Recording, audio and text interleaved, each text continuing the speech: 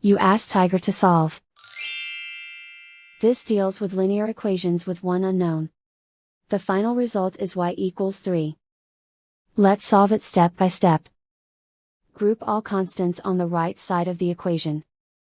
Add 12 to both sides. Simplify the arithmetic.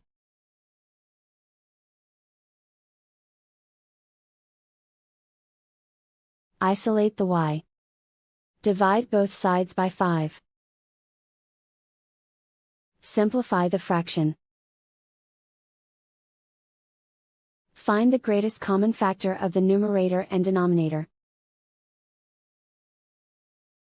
Factor out and cancel the greatest common factor. And so the final result is y equals 3.